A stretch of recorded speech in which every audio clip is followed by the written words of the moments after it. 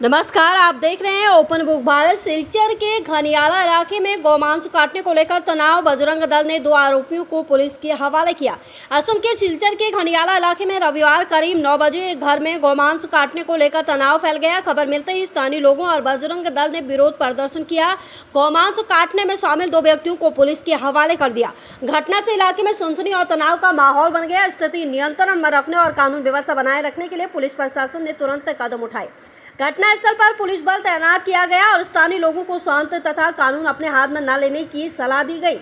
बजरंग दल के पदाधिकारियों के अनुसार सुबह करीब 9 बजे उन्हें सूचना मिली कि डॉक्टर सेन पुरकायस्त के घर के पास एक मकान में खुलेआम गौमांस काटा जा रहा है और विभिन्न लोगों को मांस ले जाने के लिए फोन किए जा रहे।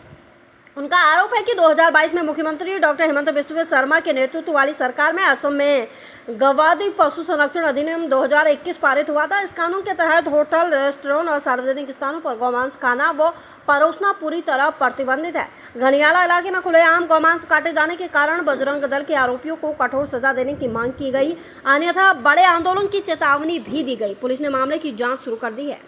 9টা নাগাদ আমাদের কাছে ইনফরমেশন আসে মালুগ্রাম গনিয়ালা রোড থেকে যে আমাদের গোমাতাকে এখানে নির্মমভাবে হত্যা করে অনেক ফোন কলে এসবের ঘরে ঘরে ডেলিভারি দিচ্ছে দিয়াজির বাচ্চা।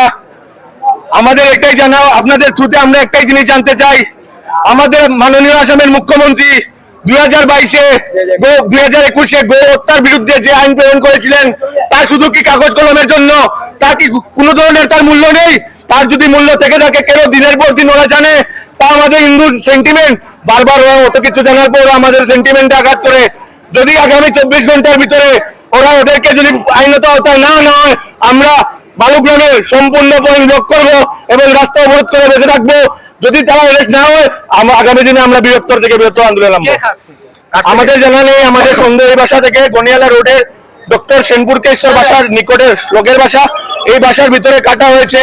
আমরা একজনকে ধরেছি, ও যার সঙ্গে 2 কেজি গোমাতার মাংস পাওয়া গেছে, ওকে আমরা পুলিশের হাতে সমঝে দিয়েছি এবং আমাদের সন্দেহ এখানে আরো বিভিন্ন ধরনের হিন্দু বিরোধী কার্যকলাপ এই ঘরের ভিতরে হয়, তা যেন আইনত ভাবে প্রশ্ন করে দেখা হয়।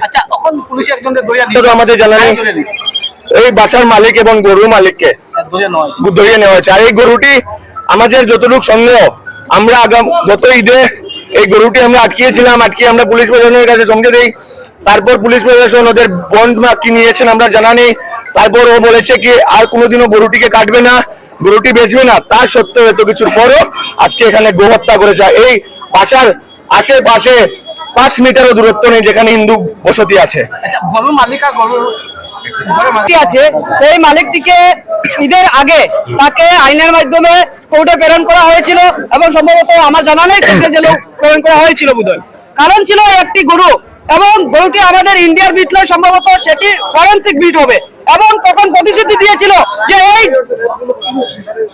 গোবংশটিকে হত্যা করা হবে না। এবং আজ আমরা দেখতে পেলাম এই বাড়ি থেকে একদম মানুষ আসে 2 কেজি, 2.5 কেজি, 3 কেজি করে গোবংশ নিয়ে যাচ্ছে এবং আমরা হাতে নাতে পাকড়াও করেছি। এবং আমরা বলে দিতে চাই, যেখানে আমাদের গোমাতা হত্যা হয়েছে সেই জায়গাকে আমাদের শ্মশান বানাতে সময় লাগবে না। তাই পুলিশ প্রশাসনকে আমরা বলে দিতে চাই যে যেখানে গো হত্যা হয়েছে এই পরিবারের প্রত্যেকটি মানুষকে এবং তার সাথে জড়িত যারা আজকে এই গোমাংস নিয়ে গিয়েছে তাদেরকে গ্রেফতার করতে হবে। আর না হলে যে জায়গাতে আমাদের গোমাতাকে হত্যা করা হয়েছে সেই জায়গাকে শ্মশানে পরিণত করতে পর্যন্ত পিছু হবে না।